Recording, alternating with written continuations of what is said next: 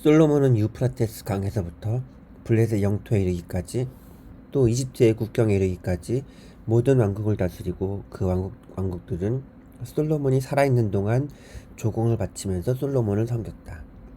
솔로몬이 쓰는 하루 먹거리는 잘 빻은 밀가루 30섬과 거친 밀가루 60섬과 살찐 소 10마리와 목장소 20마리와 양 100마리이고 그 밖에 수사슴과 노루와 암사슴과 살찐 새들이었다. 솔로몬은 유프라테스 강 이쪽에 있는 모든 지역 곧 딥사에서부터 가사에 이르기까지 유프라테스 강 서쪽의 모든 왕들을 다스리며 주위의 모든 민족과 평화를 유지하였다. 그래서 솔로몬의 일생 동안에 단에서부터 브에르세바에 이르기까지 유다와 이스라엘의 모든 사람은 저마다 자기의 포도나무와 무화과나무 아래에서 평화를 누리며 살았다.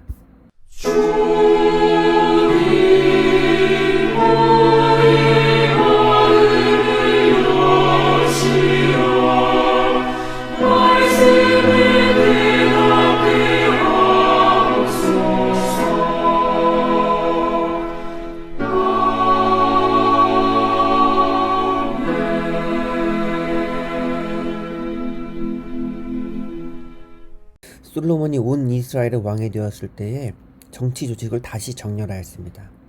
제사장을 세우고 사관을 세우며 감독관들도 세웁니다. 특히 온 이스라엘을 12지방으로 나누어서 12장관을 세웠었습니다. 이들은 각 지방별로 한 달에 한 번씩 담당하여 솔로몬 왕과 왕실에 양식을 공급하였습니다.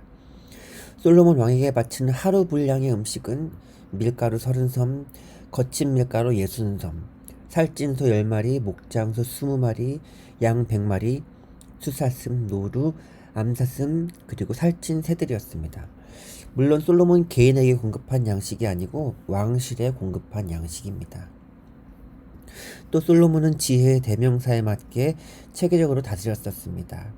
역사상 유례없는 번영과 풍성함을 누릴 수 있도록 양식도 많이 누리게 되었는데 나중에 사람들을 통해 알게 된 반응은 어떤가 하면 이스라엘의 남과 북으로 나뉠 때에 그때 사람들은 불만을 말합니다. 그때 불만은 왕의 아버지가 그러니까 솔로몬이 우리에게 매우 고된 일을 시켰었다는 겁니다. 너무 힘들어서 일을 좀 덜어달라는 소원을 말할 정도였습니다. 오늘 말씀해 보면 솔로몬이 사는 동안에 평안히 살았다 이렇게 말하는데 어떻게 보면 그 평안은 바로 채찍을 통해서 다스린 평안이었습니다. 힘으로 얻은 평안인 겁니다. 모든 사람의 섬김이 중앙 집권적인 방향으로 흘러간 것은 솔로몬이 힘으로 다스린 평안이었습니다. 화려한 번영과 평안은 그러나 힘에 의존한 평안이어서 솔로몬이 사는 동안에만 누렸던 겁니다. 이후에는 불행하게도 이스라엘 나라가 갈라지는 역사를 경험합니다.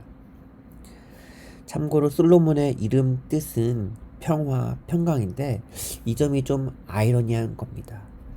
솔로몬의 지혜와 거대한 부가 사람들에 의해서 대대로 회자되고 있습니다만 그것은 솔로몬이 사는 동안에만 그의 힘에 의존한 평안이었습니다.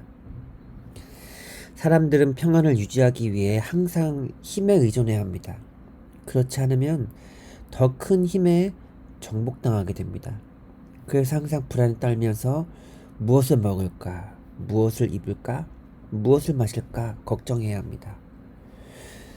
그런데 복음서에 예수님이 하신 말씀 중에 보면 목숨을 위하여 무엇을 먹을까, 목숨을 위하여 무엇을 마실까, 목숨을 위하여 무엇을 입을까 염려하지 말라고 하신 말씀이 있습니다. 그래서 예를 들어서 말씀하시기를 공중의 새를 보아라. 심지도 않고 거두지도 않고 창고에 쌓아두지도 않는다.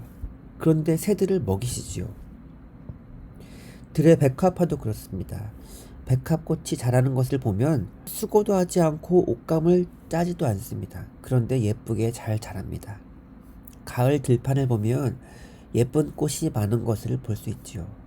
이렇게 예수님은 공중의 새와 들의 백합화를 비유로 말하면서 솔로몬도 이 꽃 하나에 비길 만큼 아름다운 옷을 입어보지 못했다고 말합니다.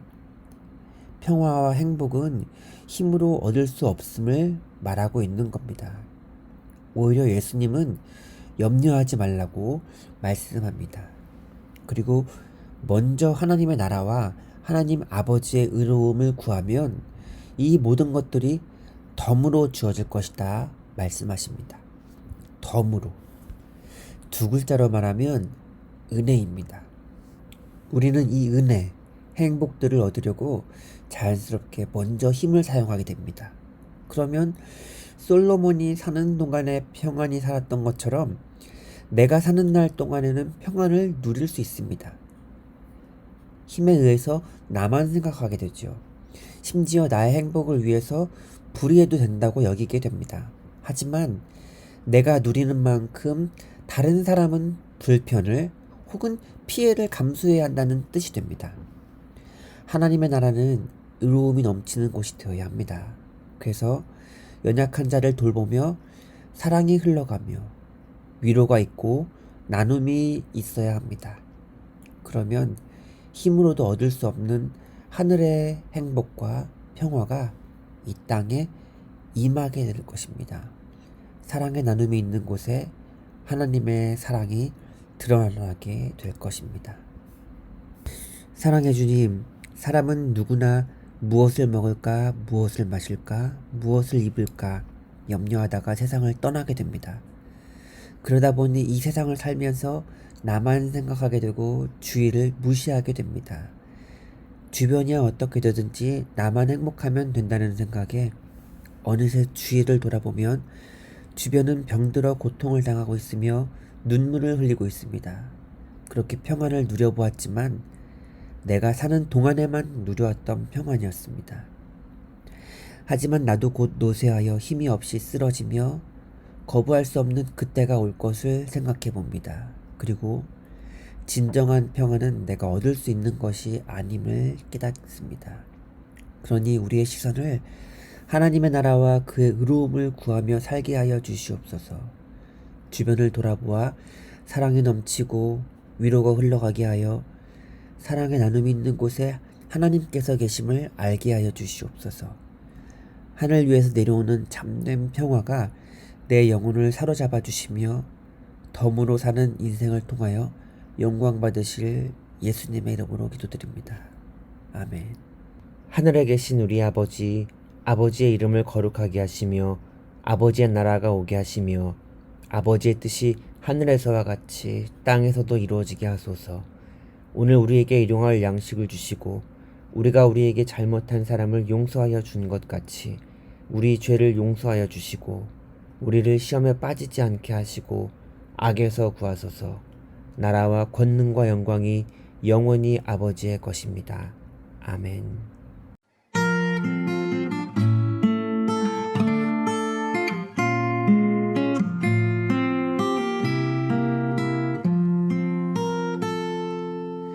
이 말씀 따라 사는 동안 지치지 않게 하시고 이 말씀 따라 사는 동안 주님 나라 이루소서.